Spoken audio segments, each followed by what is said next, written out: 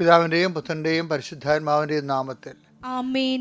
എൻ്റെ പ്രിയപ്പെട്ടവരെ, എല്ലാവർക്കും എൻ്റെ സ്നേഹവന്ദനം. ഇന്ന് മാർച്ച് 5-ാം തീയതി ബുധനാഴ്ച. നമുക്ക് ഒരുമിച്ച് പ്രാർത്ഥിക്കാം. അമ്മേ, പരിശുദ്ധമ്മേ, അമ്മേ പരിശുദ്ധമ്മേ, ദൈവമാതാവേ, ദൈവമാതാവേ, കൃപാസനത്തിലൂടെ ഞങ്ങൾക്കും ഞങ്ങളുടെ ദേശത്തിനും അമ്മ മധ്യസ്ഥം തേടി എല്ലാ അനുഗ്രഹങ്ങൾക്കും കൃപകൾക്കും ഞങ്ങളിപ്പോൾ ഹൃദയം നിറഞ്ഞ നന്ദി പറയുന്നു. അമ്മേ പരിശുദ്ധമ്മേ, അമ്മേ പരിശുദ്ധമ്മേ, ദൈവമാതാവേ, 2004 ഡിസംബർ 7-ാം തീയതി ഉച്ചകഴിഞ്ഞ് 2:30 കൃപാസനത്തിൽ സംഭവിച്ച അമ്മയുടെ പ്രത്യക്ഷപ്പെടലിനെ കുറിച്ച് തിരുസഭയ്ക്ക് സമർപ്പിച്ചിരിക്കുന്ന പഠനരേഖകളുടെ സഭാത്മകമായ പഠനം ആരംഭിക്കുവാൻ ഞങ്ങൾ താഴ്മയോടെ പ്രാർത്ഥിക്കുന്നു. അമ്മേ പരിശുദ്ധമേ, ഭൂസ്വർലോകങ്ങളുടെ രാജ്ഞിയായ അങ്ങേക്ക് ഭൗമസംരക്ഷണത്തിനായി പ്രപഞ്ച പ്രകൃതിയെ തന്നെ തിരുസഭ പ്രതിഷ്ഠിക്കുവാൻ ഈ പ്രത്യക്ഷീകരണം വഴി ഇടയാക്കണമേ. പരിശുദ്ധമ്മേ, ജപമാല മാതാവേ, സകല കൃപാസനം പ്രാർത്ഥനകളോടും ചേർത്ത് ഞങ്ങളിപ്പോൾ പ്രാർത്ഥിക്കുന്ന ഈ കുടുംബത്തിന്റെ പ്രത്യേക നിയോഗം. എന്റെ മക്കളെ, നിയോഗം പറയുക.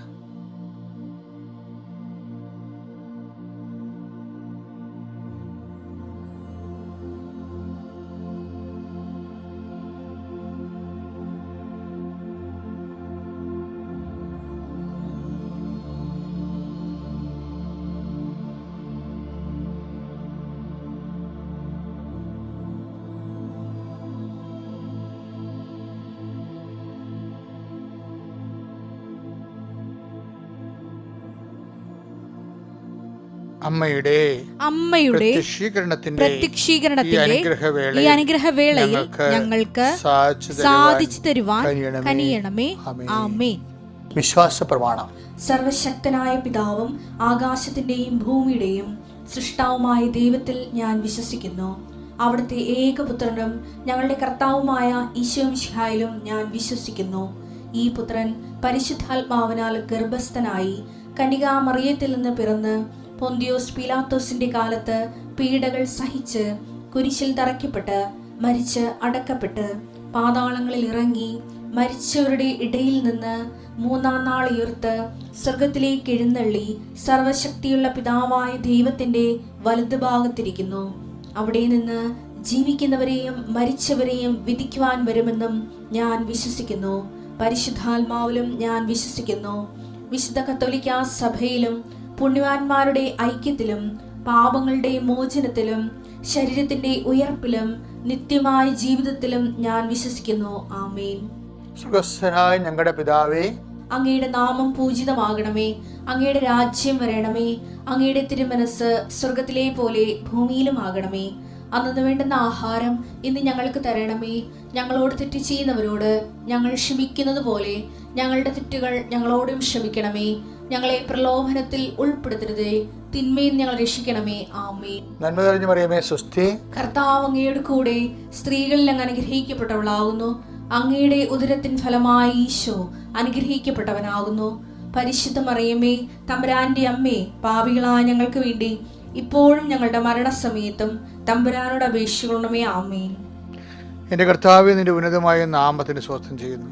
കർത്താവേ, ഇന്ന് സഭയിലെ എല്ലാ സഭകളിലും നോൻപ് ആരംഭിച്ച് ഞങ്ങൾ നോൻപിലേക്ക് പ്രവേശിക്കുകയാണ്. നോൻപിൻ്റെ ആവശ്യപ്പെടുന്ന വിശുദ്ധീകരണം ഞങ്ങളുടെ വ്യക്തികൾക്കും കുടുംബങ്ങൾക്കും നൽകുവാൻ ഇടയാക്കണമെന്ന് പ്രാർത്ഥിക്കുന്നു. കർത്താവ്, നോൻപിൻ്റെ ജാഗ്രതയോടെ ജീവിക്കുവാനും ദൈവസ്നേഹത്തെ വളരുവാനും സുവിശേഷ സാക്ഷികളാകുവാനും സഭയെ ശുദ്ധീകരിക്കുകയും വിശുദ്ധീകരിക്കുകയും ശക്തിപ്പെടുത്തുകയും ചെയ്യുവാൻ അമ്മ പരിശുദ്ധ അമ്മ ദൈവമാതാവേ, സഭയ്ക്ക് വേണ്ടി അമ്മ മാധ്യസ്ഥം വഹിക്കണമേ.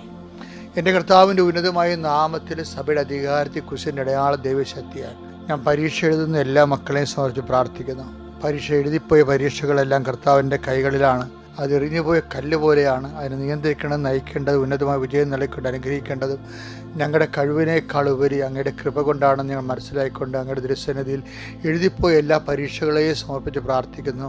കർത്താവ്, പുതിയ പരീക്ഷ എഴുതാൻ +1 ഒരുങ്ങുന്നുണ്ട് ഈശോയെ, അവരെയും സമർപ്പിച്ച് പ്രാർത്ഥിക്കുന്നു. എൻ്റെ കർത്താവിൻ്റെ ഉന്നതമായ നാമത്തിൽ പരീക്ഷ വിദ്യാർത്ഥികളെല്ലാം കർത്താവിന് അനുഗ്രഹിക്കപ്പെടട്ടെ. അവരുടെ കുടുംബങ്ങൾ അനുഗ്രഹിക്കപ്പെടട്ടെ. അവരുടെ ബുദ്ധി, ബോധം, ഓർമ്മ, ശക്തി, ഓർമ്മയിൽ നിന്ന് പ്രതിഫലിപ്പിക്കാനുള്ള കഴിവ് എല്ലാം കർത്താവിൻ്റെ നാമത്തിൽ അനുഗ്രഹിക്കപ്പെടട്ടെ. എൻ്റെ കർത്താവിൻ്റെ ഉന്നതമായ നാമത്തിൽ ബിസിനസ് ചെയ്യുന്നവരെ, അത് ജോലി ചെയ്യുന്നവർ, കൂലി ചെയ്യുന്നവർ എല്ലാവരുടെയും മേൽ കർത്താവിൻ്റെ കരുണ കർത്താവ് പല കാര്യത്തിലും പലതരത്തിലും സാമ്പത്തികമായ മാന്ദ്യവും സാമ്പത്തികമായ സങ്കടങ്ങളൊക്കെ അനുഭവിക്കുന്നവരും സാമ്പത്തികമായ കടങ്ങളിൽ പെട്ടുപോകുന്നവരും കർത്താവ് അങ്ങനെ പലതരത്തിലുള്ള വ്യക്തകൾ അനുഭവിക്കുന്നവരുണ്ട്. ഈശോയെ ഒന്നുകൂടെ 1:4 പ്രാർത്ഥിക്കുന്നു. Help those who have kind of troubles. കൃപാസനത്തിൻ്റെ ആപ്തവാക്യമാണത്. എല്ലാ തരത്തിലും വിഷമം അനുഭവിക്കുന്നത് സഹായിക്കാൻ വേണ്ടി പരിശുദ്ധ അൾത്താറിൽ പ്രത്യക്ഷപ്പെട്ട ലോകത്തിൻ്റെ അപൂർവമായ സ്ഥലമാണ് കൃപാസനത്തിൻ്റെ അൾത്താർ. ഓർത്തുകൊണ്ടും അമ്മയുടെ പ്രത്യക്ഷനെ ഓർത്തുകൊണ്ടും ഇന്നീ പ്രാർത്ഥനയിൽ പങ്കെടുക്കുന്ന 10,000-കണക്കിന് മനുഷ്യരോട് അമ്മ അലിവ് തോന്നണമേ. അവർക്ക് വേണ്ടി മധ്യസ്ഥം വഹിക്കുന്ന വീടില്ലാത്തവരുണ്ട്, സ്ഥലമില്ലാത്തവരുണ്ട്, വീട്ടിൽ സമാധാനം ഇല്ലാത്തവരുണ്ട്, വൈവാഹിക ജീവിതത്തിൽ തകർച്ചയുള്ളവരുണ്ട്. കർത്താവെ അതിനേക്കാളുപരി കർത്താവ് പിരിഞ്ഞു പോകാൻ പോകുന്നവരുണ്ട്. എൻ്റെ കർത്താവ് ഒരുമിച്ച് ജീവിക്കാൻ ആഗ്രഹിക്കുന്നവരുണ്ട്. എല്ലാവരെയും പ്രാർത്ഥന സഹായിക്കണം. പ്രാർത്ഥിക്കുന്നു. ജോലി നഷ്ടപ്പെടാൻ പോകുന്നവർ, പിരിച്ചുവിടപ്പെട്ടവർ, അത് വീണ്ടും തിരിച്ചെടുക്കപ്പെടുന്നതിന് കർത്താവിൻ്റെ കരുണ അവരൊക്കെ ലഭിക്കുന്നതിന് വേണ്ടി പ്രാർത്ഥിക്കുന്നു. എൻ്റെ കർത്താവിൻ്റെ ഉന്നതമായ നാമത്തിൽ സാമ്പത്തിക ബാധ്യത കൊണ്ട് കടങ്ങൾ കൊണ്ടും പുരയിടങ്ങൾ വിൽക്കാൻ പോകുന്നവരും അതുപോലെ തന്നെ പലതരത്തിൽ ജപ്തിനാടോട് ഭീഷണിയെ നേരിടുന്നവരുണ്ട്. കർത്താവ് അവരെല്ലാം ഈ പ്രാർത്ഥന പരിധി കൊണ്ടുവരുന്നു. അവരെല്ലാം നീ ആശീർവദിക്കണമേ, അനുഗ്രഹിക്കണമേ പ്രാർത്ഥിക്കുന്നു. എൻ്റെ കർത്താവിൻ്റെ ഉന്നതമായ നാമത്തിൽ അമ്മമാരെ ആശീർവദിക്കുന്നു. എൻ്റെ കർത്താവിൻ്റെ ഉന്നതമായ നാമത്തിൽ ഗർഭിണികളെ ആശീർവദിക്കുന്നു. എൻ്റെ കർത്താവിൻ്റെ ഉന്നതമായ നാമത്തിൽ ഈ ആഴ്ചയിൽ ഒരു കുഞ്ഞിന് ജന്മം നൽകാൻ വേണ്ടി ആശുപത്രി കഴിയുന്ന പ്രസവത്തിന് വേണ്ടി ആശുപത്രി കഴിയുന്ന അമ്മമാരെ കുറിച്ച് പ്രാർത്ഥിക്കുന്നു. എൻ്റെ കർത്താവിനുമായ നാമത്തിൽ വിവാഹത്തിൽ ഒരുങ്ങുന്ന കുറിച്ച് പ്രാർത്ഥിക്കുന്നു. എൻ്റെ കർത്താവിനുമായ നാമത്തിൽ വഴക്കുകൾ, വിദ്വേഷങ്ങൾ, പറഞ്ഞു തീർക്കാൻ പോകുന്ന ശ്രമങ്ങൾ അതെല്ലാം വിജയിച്ച് സമാധാനത്തെ അവസാനിക്കാൻ കർത്താവിൻ്റെ ഉന്നതമായ നാമത്തിൽ സഭയുടെ അധികാരത്തിൽ കുരിശടയാളത്തിൽ അനുഗ്രഹിക്കപ്പെടട്ടെ. ഇവിടെ നമ്മളെ നോൻപിലാണ്.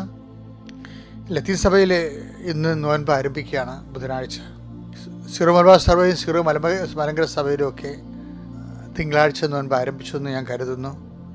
ചില സഭകളിൽ തന്നെ ബുധനാഴ്ചയാണ് നോൻപ്.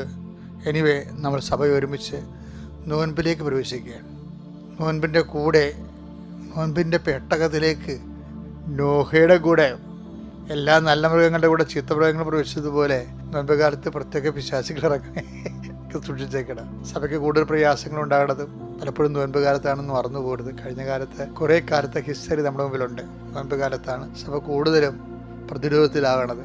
തിന്മകൾ നമ്മളിൽ ഉള്ളിലും നമ്മുടെ ഉൾക്കെതിരെയും വരുന്നതും ഇതുപോലുള്ള കാര്യങ്ങൾ ജാഗ്രതയോടെ. അതുകൊണ്ട് നോൻപെടുത്ത് കൃത്യമായി പ്രാർത്ഥിക്കുന്നവർ സഭയുടെ വിശുദ്ധീകരണത്തിനും ശക്തീകരണത്തിനും നിലനിൽപ്പിനും അതിജീവനത്തിനും സുവിശേഷ സാക്ഷീകരണത്തിനും വേണ്ടി പ്രത്യേകം പ്രാർത്ഥിക്കണം.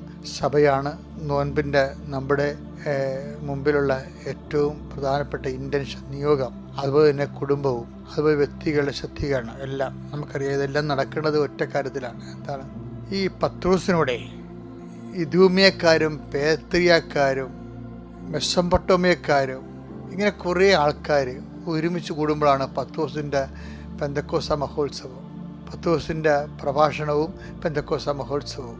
അപ്പോൾ ജനങ്ങളെല്ലാം ആദ്യമായിട്ടാണ് ഈ ഭൂമി പരിശുദ്ധാത്മാവ് നിറയുന്ന ഭയങ്കര മനോഹരമായ കാഴ്ച കാണുകയും ഓരോരുത്തരും തങ്ങളുടെ ഭാഷയിലെ അപ്പോസ്തലന്മാർ സംസാരിക്കുന്നത് കേൾക്കുകയും ചെയ്യുമ്പോൾ അവർ വിസ്മയിച്ച് ചോദിക്കും, ഈ ആത്മാവിനെ സ്വീകരിക്കാൻ ഞങ്ങൾ എന്ത് ചെയ്യണമെന്ന്. അപ്പോൾ ആൾക്കാർക്ക് കൊതിയായി.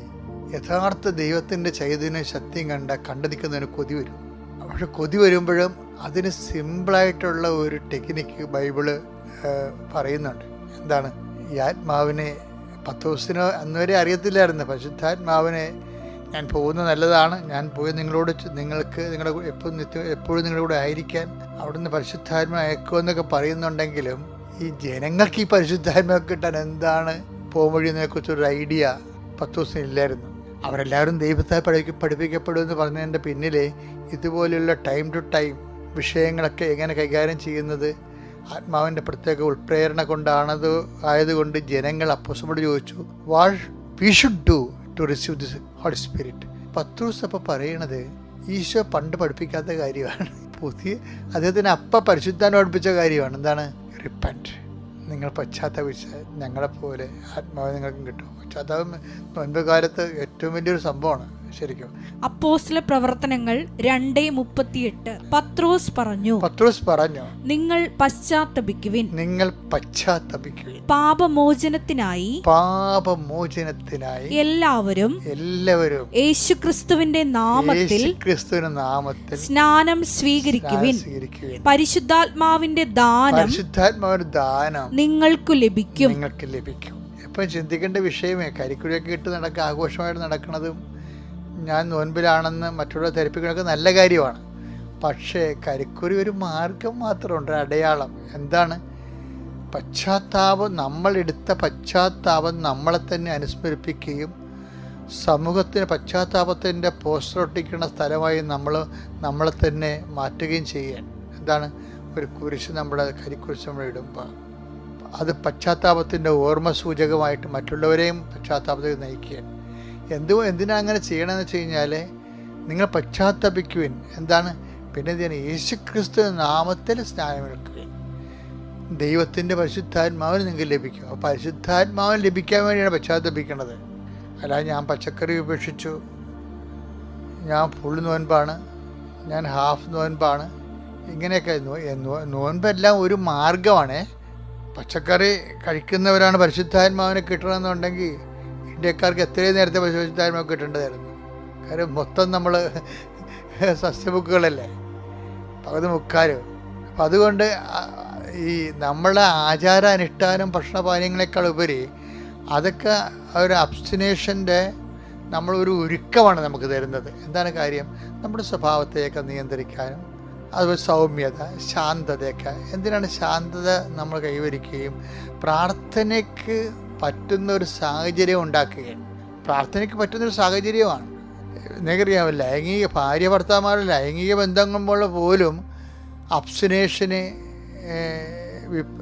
വിധേയമാക്കണമെന്ന് പൗലോസ് പറയുന്നുണ്ട്. അതായത് പരസ്പരം ഒരു ധാരണയിൽ കുറച്ച് നാളത്തേക്ക് പ്രാർത്ഥിക്കാം എന്ന് തോന്നിയാൽ പരസ്പരമുള്ള അവകാശങ്ങൾ പരസ്പരം വേണ്ടെന്ന് വെക്കാവുന്നതാണെന്ന് പറയുന്നില്ലേ?